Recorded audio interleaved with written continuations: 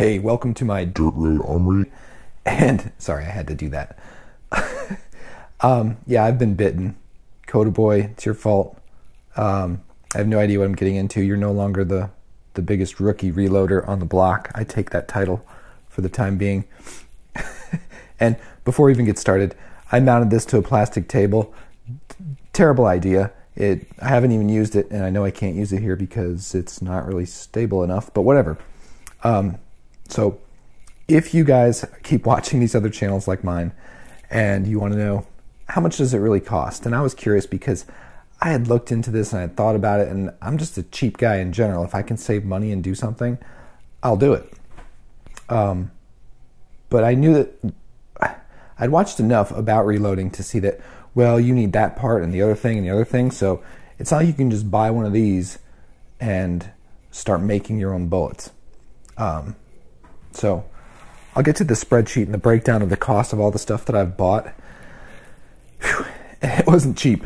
But this is the Lee Pro 1000 9mm kit. It has everything for 9mm, and just to show you over here, I've been saving boxes preparing for reloading to put them in, and mostly what I shoot is 9mm, so I'm starting with that first, and I think I can convert this thing to do other calibers later.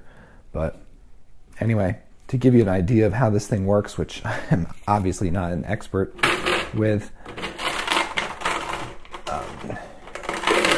basically what this one does, and I'll have a thing arriving today actually that auto loads all of these. Your empty brass goes in these tubes, and I'm moving here closer so you can see what's happening. It basically does all the steps of reloading as it works. So, going to drop the first case there. It's going to push it forward into slot number 1. And then as that raises, this first die is going to deprime the case and resize the opening of it. And then it's going to rotate to step number 2 while another case gets loaded into step number 1. Step 2 is the powder dispensing, and this unit, when a case presses up into it, it's going to release a measured amount of powder in there. So boom, this thing moves up, drops the powder, and this thing in the back will have the primers in it, so it's also going to put the primer in it there from the bottom. And now I've got all 3 stages filled. The last stage over here is where I have to manually put the bullet on top, and this one is going to press it into place. And then clink. And then once that bullet there is done from stage number 3, it's going to come out of the tray and I'll have a bullet. So I'm curious to see, it's supposed to do like 600 rounds per hour with this thing, and you just keep cranking away, oops, and making your bullets. So anyway, let's go and look at the spreadsheet and see how much other stuff you need to actually begin doing this. All right, so this was just, I made this out of curiosity because I knew that I was going to fall into that money pit, and I did. I fell hard. So basically, starting point is my cheapest deals for 9mm are typically around either $8.99 or $9.99 for a box of 50. So let's just be fair and call it 20 cents a round for the cheapest 9mm you can get. My goal is to reduce the cost of my 9mm ammo with this. So the first item under equipment is the Lee Precision, I'm not going to read all this stuff to you, press itself. With tax, that was $188. And I was thinking, well, you know, $200, that's not so bad. But then the more I kept watching and the more I kept reading and the more I kept looking for reloading stuff, it's like a whole nother language of different materials and stuff that you need. So I ordered a storage thing for my table because I already have enough little gun parts and stuff that I need to sort. Coda Boy's advice on a rock tumbler to clean your brass. I said, because some of those other brass cleaners are like $200. Like, geez, I'm not forking out $200 for a brass cleaner. And then they have brass dryers and all this other stuff. I'm like, I'll put it in the oven. I don't know. But the stainless steel tumbling pins, other brass cleaners use like walnut chips or corn cob something to clean the brass as it tumbles around. Well, these are stainless steel, and I figure they're going to last a while to tumble around in the water to clean the brass. I don't know. I haven't done it yet. The case lube was something recommended that I saw in a bunch of videos that I was watching. I was like, well, I'll just buy that. The brass, I mean, I have a ton of brass outside, but it's been stepped on, run over with the lawnmower.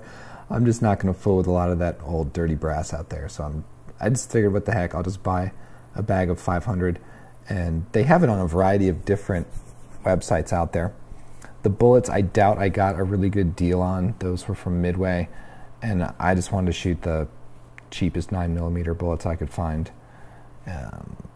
What else? The primers, I was going to buy them on Cabela's, but they actually had a $20 extra fee for hazardous material shipping, and I was like, forget that. I'm adding $20 to the cost of that. So I don't know. I went to my local gun shop, and they had 5 boxes on the shelf, so I just bought them all. I don't know if that's a good deal or not. It's probably not. The gunpowder, also had just read around the internet trying to find what kind of powder, because I know nothing about it, should I use for 9mm. And a bunch of people said this Winchester 231, so that's what I got. The other items here, the case collator, the digital scale, you got to check and make sure the grains of powder that you've added to your bullet are the right amount. I don't want to blow up my handgun the first time I shoot one of these, which will be coming out probably next week.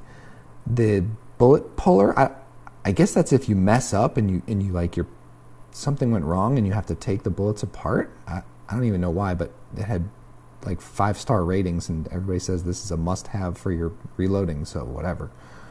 The case prep tool, another one there that, again, people are giving it super high ratings and listing it as a must-have, so they must know something I don't, so I bought one of those too. And then the case gauge is what you can use instead of a digital caliper to check and make sure that your case size is correct. So down here at the bottom, the future expense of this, the brass, I looked up on the internet, how many times can you reuse it? And multiple people have said, well, you just look at it, and if it looks like it's not damaged, keep using it. So however many times that lasts, I don't know. The bullets, I'm thinking I can bring down the price on those. Primers, I'm sure I can get a better deal than what I paid the very first time here. And powder, 1 pound of powder, I did the math on it, and if my math is correct, there was 1,666 bullets worth of ammo for 9mm in one of those jars. So that's only a penny for the powder. So bottom line, if I can start getting 9mm just blasting ammo, I'm not doing any precision type stuff, I just like screwing around shooting in the backyard, that's gonna be a significant savings.